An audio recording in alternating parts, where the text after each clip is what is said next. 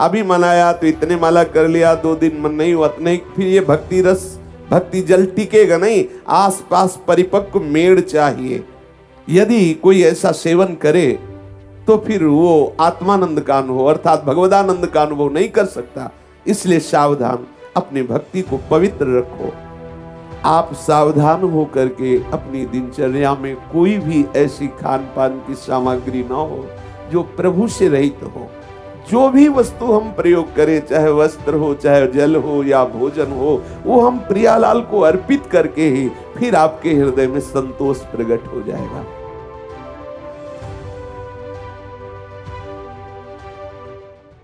सदा आनंद प्राप्त करने की जो तुम्हारे हृदय में लालसा है, वो भोगों से नहीं, वो भगवान नाम रटन से, भगवान नाम कीर्तन से, वो श्री हरि की लीला गायन से, हरि के लीला श्रवण से, हरि के लीला चिंतन से आपको सदा आनंद प्राप्त होता रहेगा। आप इसे निरंतरता में उतारिए। कभी जप परायण है, कभी कीर्तन परायण है, कभी लीला श्रवण कर रहे हैं, तो कभी लीला गा रहे, तो कभी रूप माधुरी का चिंतन कर रहे हैं।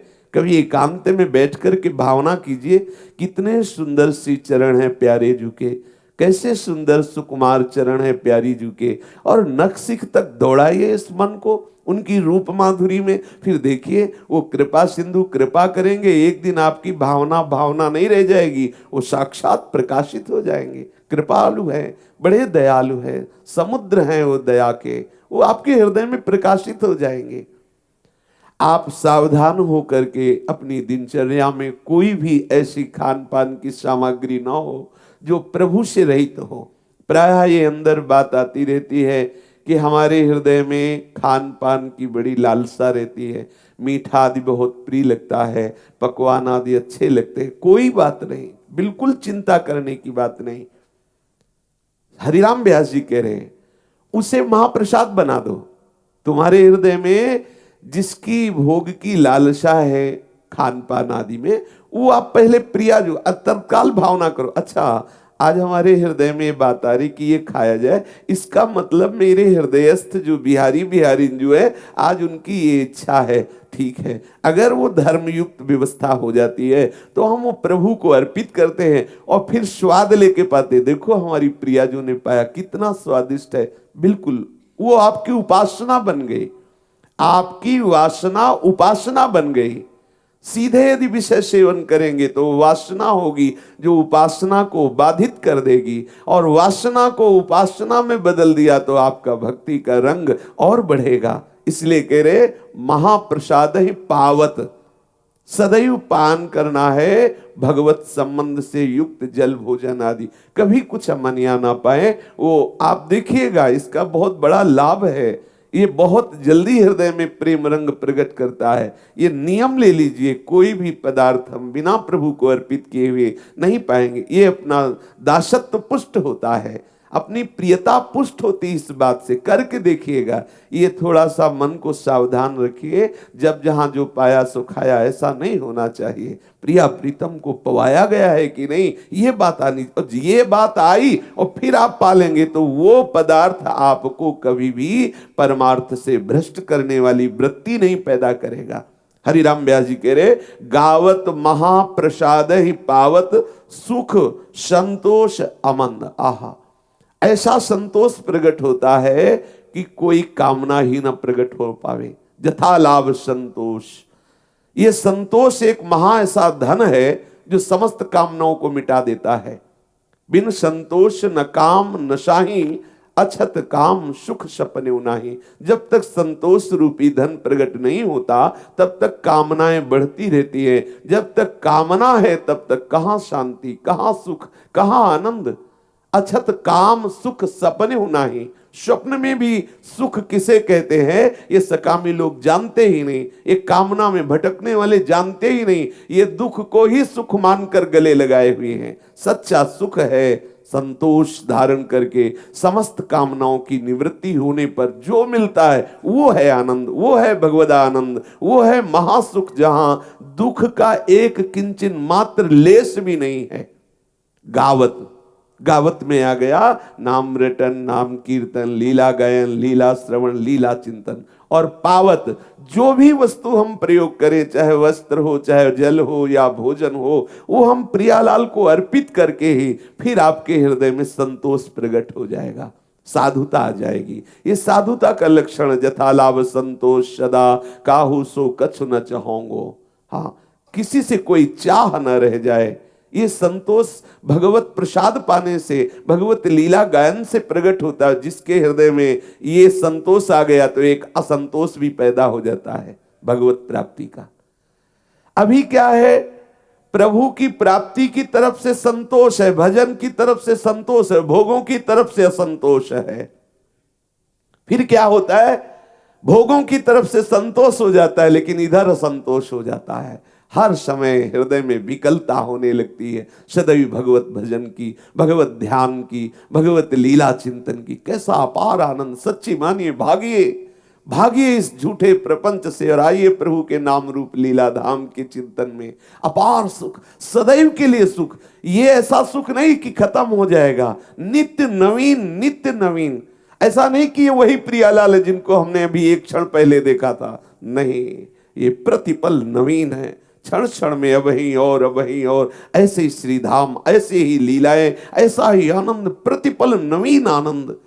कृतकृत्य हो जाओगे। भागो, इस रस की प्राप्ति के लिए भागो, भ्रमित मत हो। ये झूठा माया जाल हमारे समय को केवल नष्ट करने का उपाय कर रहा है। बस एक इसकी केवल एक सेवा है माया की, तुम्हें भगवत चिंतन न करने देना। वो किसी व्यक्ति के रूप में, वस्तु के रूप में, समस्या के रूप में, प्रलोभन के रूप में, हर्ष के रूप में, पद के रूप में, प्रतिष्ठा के रूप में, रिश्तेदार नातेदार के रूप में, रोग के रूप में, न जाने कितने ही रूप धारण करके केवल एक बात ये करती है, हमारे भगवत स्मरण को बाधित करती है। और भक्ति का आश्रय, हरिचरणों का आश्रय, ये स्मृति जागृत कर देता है। नष्टो मोहा स्मृति लब्धा तत्प्रसादान्मयाच्युता। संपूर्ण गीता का श्रवण करने के बाद अर्जुन को मिला क्या? बोले स्मृति लब्धा, याद आ गई मैं प्रभु का हूं और सतत स्मृति प्रभु की। यह है परम लाभ, यह है महाआनंद का स्वरूप।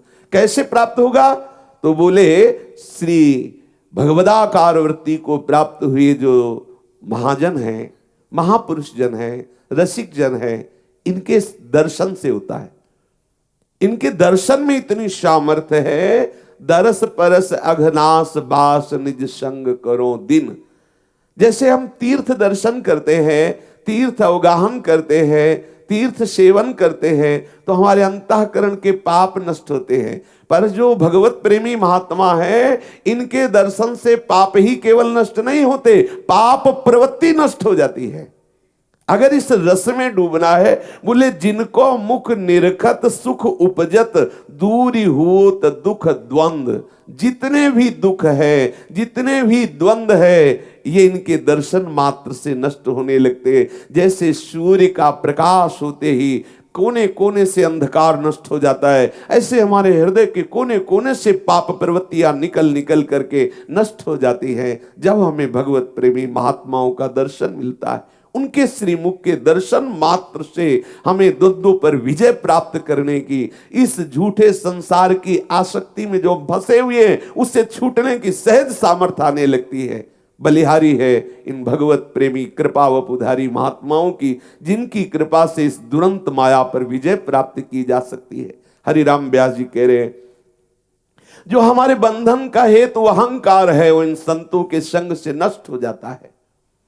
जो हमारी ममता शरीर और शरीर संबंधियों में है वो प्रियालाल में हो जाती है, प्रियालाल के प्रेमी जनों में हो जाती है। और जो भोगों का, ऐश्वर्य का, पद प्रतिष्ठा का मद है, ये स्वाभाविक छूट जाता है। संत दर्श से, भगवत प्रेमी महात्माओं के संग से अहंकार का नाश, ममता का परिवर्तन और मद का पूर्ण रूप से बह जाना। कोई मद नहीं रह जाता। अत्यंत दैन्यता हृदय में आने लगती है।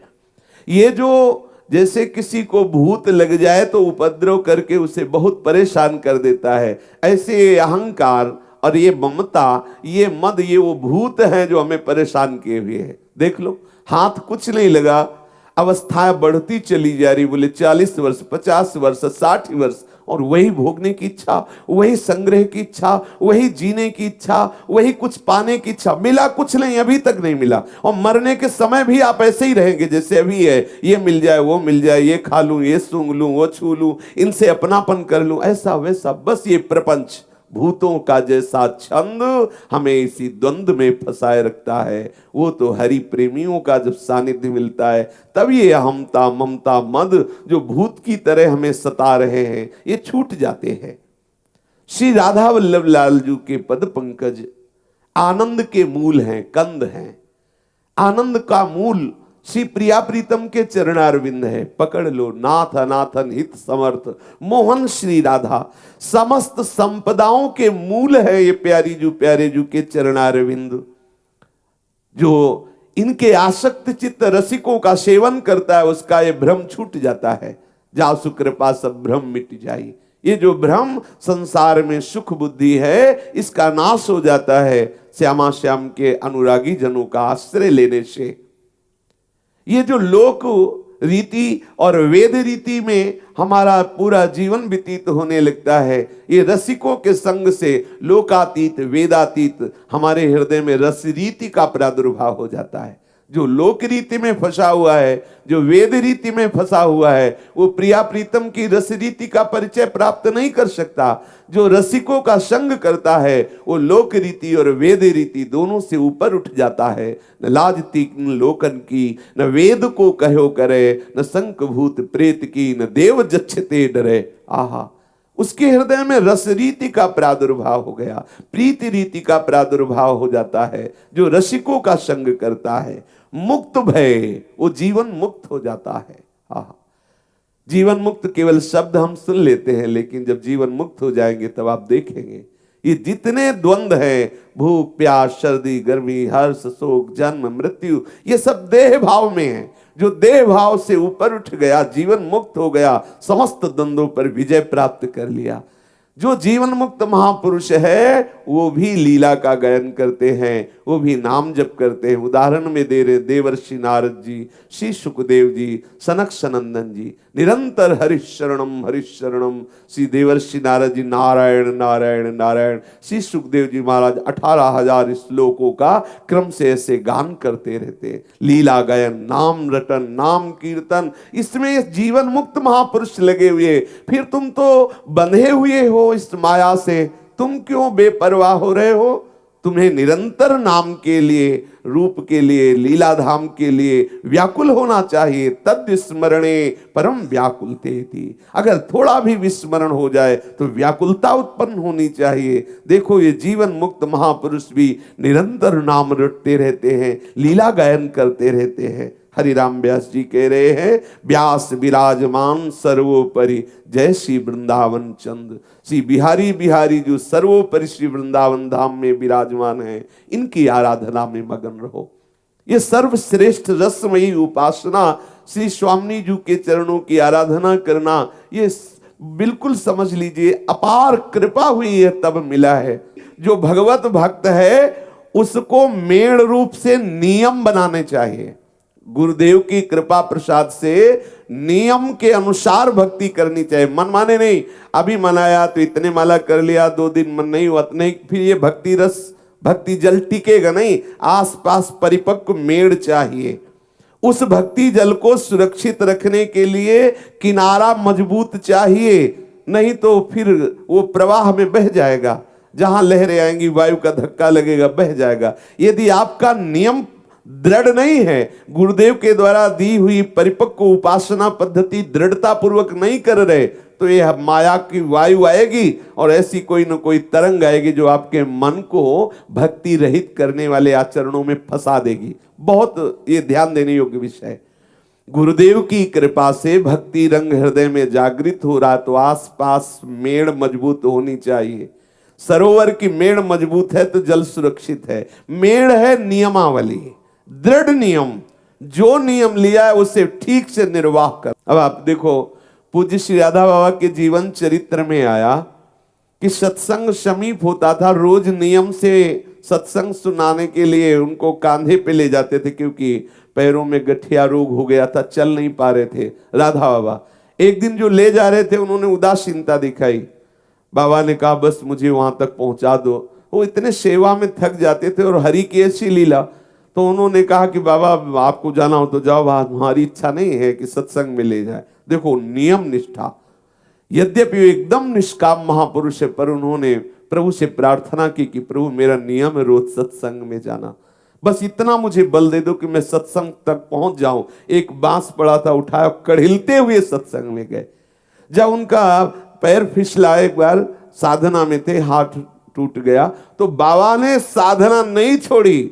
इस तरह का महापुरुषों के जीवन में देखा गया, ऐसी दृढ़ता नियम की, तो फिर उनका हृदय भक्ति रस से बढ़ता रहता है, सुरक्षित रहता है। ये अपने लोगों में जो कचाई है इसे छोड़ देना चाहिए, नियम निष्ठ होना चाहिए, एक दिनचर्या होनी चाहिए। ऐसी नहीं जब जैसा मन आया, ये साधना के लिए ठीक नहीं है। आज मन आया 20 माला कर लिया, नहीं मन आया तो 2 दिन बिल्कुल नहीं किया, आज मन आया तो पूरी चतुरासी जी पढ़ ली, 4 दिन नहीं, एक भी नहीं, ऐसा न किया जाए। एक नियमावली बनाई जाए, उसी दृढ़ नियमावली में भक्ति सुरक्षित रहती है। दृढ़ नियम होना आवश्यक है। मन क्रम वचन भजन दृढ़ नेमा, ये बेला भजन सुपक्व का स्वरूप है कि आपकी नियमावली से आपकी भक्ति सुरक्षित रहेगी, ऐसा हृदय में दृढ़ विचार करें। जीव गोस्वामी जी नियम का पूर्ण रूप से पालन करते थे। जैसे जल में धूल मिट्टी कीचड़ आदि के संयोग से वो जल गंदा दिखाई देने लगता है, दूषित हो जाता है, प्यास वाला नजदीक जाता है पर उसे पीने के लिए वो निर्मल जल नहीं मिलता, क्योंकि वो दूषित हो गया है, किनारे में फिसलन भी हो जाती है। ऐसे ही यदि आप नियमावली से पक्के नहीं हैं, आप सावधान नहीं हैं, तो आपकी भक्ति रूपी जल दूषित हो जाएगा, आपके किनारे काई जमा हो जाएगी, फिसल जाएंगे आप। कोई पीने आएगा आपको भक्त जानकर भक्ति का रस, उसको स्वाद नहीं मिल पाएगा, वो पी नहीं पाएगा, क्योंकि आपकी भक्ति दूषित हो गई है। आपकी भक्ति में रजोगुण आ जाएगा, आपके हृदय में मान प्रतिष्ठा जागृत हो जाएगी, आपके हृदय में वासना जागृत हो जाएंगी, आप दंभ करने लगेंगे, आप पाखंड करने लगेंगे, आपका भक्ति जल गंदा हो गया। इसलिए सावधान, नियमावली, दृढ़ नियमावली, इससे आपका जल सुरक्षित रहेगा। आपके हृदय में जो भक्ति रस है वो पवित्र और सुरक्षित रहेगा। कहीं भी कोई भी छल कपट दंभ मान कामना ये आपकी भक्ति को दूषित न कर पावे। जैसे कोई दूषित जल का सेवन नहीं करेगा, पर यदि करता है तो रोगग्रसित हो जाता है, ऐसे ही वासना छल दंभ आदि, भक्ति का नाटक, भक्ति का स्वांग आदि, ये आत्मा आनंद का हनन करने वाला है। यदि कोई ऐसा सेवन करे तो फिर वो आत्मानंद का अनुभव अर्थात भगवदानंद का अनुभव नहीं कर सकता। इसलिए सावधान, अपनी भक्ति को पवित्र रखो, जिससे दूसरों को भी, जैसे जलाशय सुंदर है, निर्मल जल है, सुव्यवस्थित है, वो जाकर के जल को ग्रहण करके अपनी प्यास बुझा सकता है। यदि आपकी भक्ति निर्मल है, आपका भक्ति का नियम दृढ़ है, तो जो भी आपसे जुड़ेगा, जो भी आएगा वो भक्त हो जाएगा। उसके दैहिक दैविक ताप मिट जाएंगे, उसकी जन्म जन्म की प्यास मिट जाएगी, उसका हृदय भी निर्मल होने लगेगा, प्रिया प्रीतम के चरणों में आसक्ति बढ़ने लगेगी। छल दंभ तो आपके हृदय में होना ही नहीं चाहिए, भक्ति के लिए बहुत हानिकारक है। और भगवत रसिक जी ने कहा यदि विवेक नहीं है, वैराग्य नहीं है, तो आपकी भक्ति निश्चित पाखंड रूपी रोग से ग्रसित हो जाएगी। बिन विवेक वैराग्य भक्ति बिन सत्य नये को जानो, भगवत विमुख कपट चतुराई सो पाखंड ही जानो। छल आ जाएगा, चतुरता आ जाएगी, कपट आ जाए। आप नियमावली से भजन नहीं करते और आपको भक्त मान के जहां सम्मान मिला तो आप उसको सुख पूर्वक स्वीकार कर लेंगे। आप उस सम्मान को बचाने के लिए और नाटक करेंगे और दंभ करेंगे और पाखंड करेंगे, पूरा जीवन पाखंड हो जाएगा। मिला क्या? ये प्रणाम नमस्कार से क्या मिलने वाला? आत्मानंद मिल जाएगा क्या? 4 लोग तुम्हें संत कह देंगे तो तुम्हें भगवत साक्षात्कार हो जाएगा क्या? 4 लोग तुम्हें महापुरुष अवतार बता देंगे तो तुम यमराज के दंड से बच जाओगे क्या? इसलिए सावधान, सच्चाई से चलो, हरि दुलार करें, भले सब निंदा करें, क्या फर्क पड़ता है? और सब तुम्हारी जय जयकार करे हो, हरि से विमुख हो, क्या लाभ क्या मिला, क्या लाभ मिला। इसलिए अपने प्रीतम को रिझा, सच्ची बात, क्या होगा इससे, होगा क्या। चार लोग कह दिए महात्मा हो, हृदय काम क्रोध से जल रहा, क्या महात्मा। चार लोग कह रहे हैं अरे आप तो अवतार हो, और यहां पिटाई हो रही है, अंदर अंदर से जल रहा है, बाहर से अवतार भले पूज रहा है और अंदर से मलमूत्रों के द्वार में भटक रहा है, क्या अवतार। बहुत सावधान। सच्चे महात्मा बनने के लिए नियमावली की आवश्यकता, दृढ़ नियम, और नियम में बहुत सामर्थ्य है। आप देख लीजिए, हमने देखा, महापुरुषों को भी देखा है, दिन भर बुखार से पीड़ित पड़े हैं, लेकिन उनका नियम है बैठ के उतने माला करना। तो देखा पूरा बुखार से शरीर कांप रहा है, लेकिन वो बैठा लो में, और वो बैठ गए, माला शुरू कर। आश्चर्य हुआ कि यहां तो जरा सा हो जाए तो लगेगा छोड़ो सब, हाँ अब तो बीमार है ना अपने आप, लेकिन वो बीमार है, वो वास्तविक बीमार है, वृद्ध शरीर है, चलने में असमर्थ है, बुला के कहते हैं बैठा लो हमें, दीवार से लगा के बैठा दो। नियमावली पूरा करना है। पकड़ो हमें, परिक्रमा मार्ग ले चलो, दंडवत कराओ चलकर, आश्चर्य होता। पकड़ो हमें, ठाकुर की 4 परिक्रमा करवाओ, चरणामृत लाओ। बोले बाबा वो चरणामृत तो खत्म हो गया। हाँ तो ठीक है, कोई बात नहीं, अब कल पाएंगे। नियमावली, बिना चरणामृत मुख में रखे प्रसाद नहीं। आश्चर्य हुआ उनकी नियमावली देख करके। दूसरे दिन जब चरणामृत, ऐसा नहीं कि स्नान करवाओ लाओ चरणामृत, ऐसा नहीं, अब दूसरे दिन जब स्नान होगा ठाकुर का, चरणामृत लेंगे तब प्रसाद पाएंगे। नियमावली होनी चाहिए।